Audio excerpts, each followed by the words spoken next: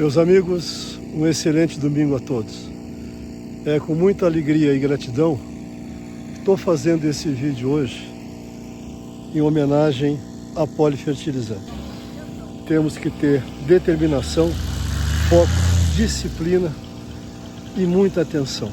E eu, graças a Deus, ao longo da minha vida, eu tenho levado esse ensinamento para dentro da empresa. A todos, o orgulho que eu tenho de praticar esse esporte.